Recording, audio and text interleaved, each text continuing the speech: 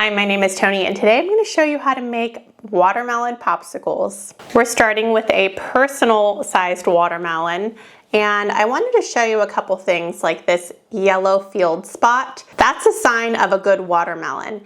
And a couple other things that we're looking for when we're picking our watermelons are the thump. It's got to have a deep sound. It feels heavy for its size, and it's got more of a dullness instead of a shininess to it. This is the smallest one that they had at Sprouts, but usually I would prefer the smaller one. We're looking for about 5 cups of chunks of watermelon. I'm also going to link another video where I show how I cut a watermelon so that you know how to do it, but I've already done that today. I've got my 5 cups right here that have been cut into chunks, and again, I'll link how I do that so that if you are new to cutting watermelons, I've got you covered. Now add your watermelon to a blender pitcher. And, oh, I'm a messy girl, I know that. I lost one of my chunks, but that's okay. I am not above rinsing and eating things off of our floor. How about you? Do you do the 5-second rule, or however long it takes me to make this video? I'll let you know. And now we're at the point where you can either blend this up and turn those into popsicles.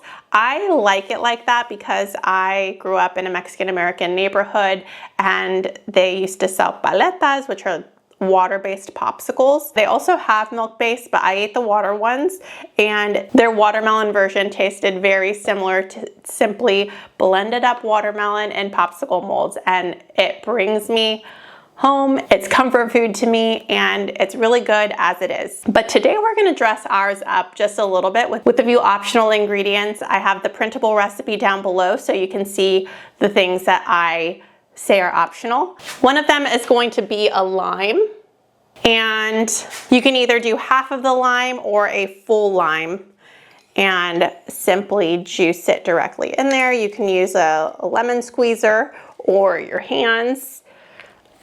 Just add that directly in there, and we're going to try to get the most juice out of mine because they don't seem very juicy. So I'm going to squeeze each of them individually. Oop. And then I'm going to throw this back in there and squeeze them again. Hope that gives a little bit more juice. And I turn it to the side like this. Make sure it doesn't squeeze in my eye. And I got just a few more drops, but I'll take it. I'm also going to add in half a tablespoon of freshly chopped mint. And I see here it says 7.5 milliliters, in case that's helpful to you.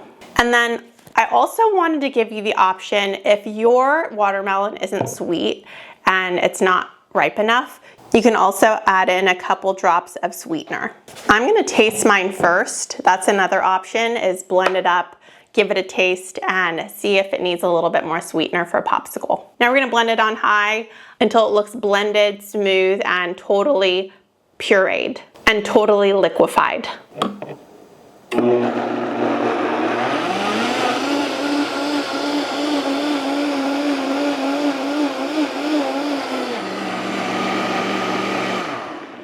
Okay.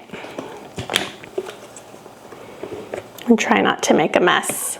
Every time I lift my lids up, I make a huge mess.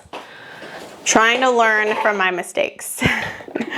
I'm now going to give it a little bit of a taste test. Yum. Mine is sweet enough for me, so I'm not going to add any additional sweetener. Instead, I'm just going to use my popsicle molds. I've got a lot of different types of popsicle molds, but these are so fun that I'm going to use them today and simply lay them flat. And they come with the stick and a silicone mold and a place for you to insert your stick.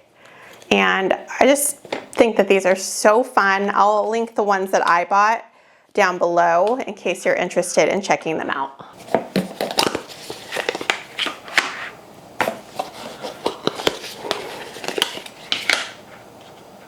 Make sure they're all the way flat before you start pouring in there. And if you want to give your watermelon juice one final mix, just in case it started separating, you can do that and begin to pour. I leave just a little tiny bit of space for it to expand.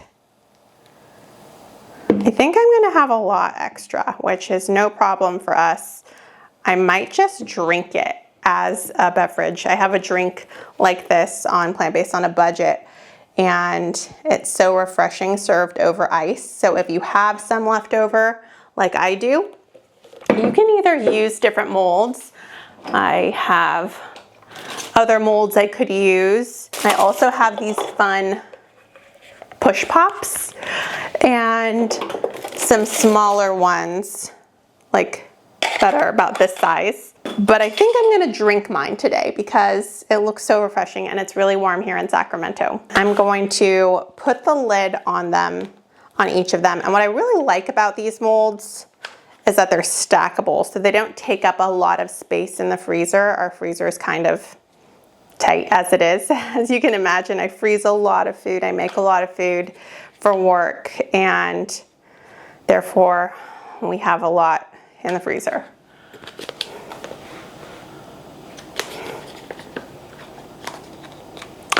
All right, I am going to let these freeze overnight. You can let them freeze for up to 6 hours, but really I like them to be solidly frozen, and that's best overnight. So I will come back probably in a different shirt, different hair, and I'll show you what they look like then.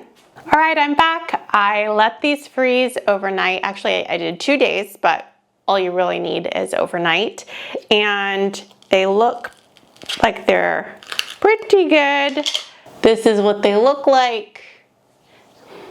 And I'm going to push from the bottom and not from the stick, and gently guide it out. And here you go. So cute. I'm not going to eat them right now because I know that they're delicious and it's kind of a commitment to finish the whole thing, but I know they're good. They're very refreshing and easy to make, and I don't know anybody who doesn't love frozen watermelon. So give them a try. Let me know what you think, and if you do, please let me know in the comments. I would also love to know what you'd add inside of it, or if you just do plain watermelon. I'm always curious to know of the things I didn't think of. All right, I'll see you in the next video. Thank you so much for watching today.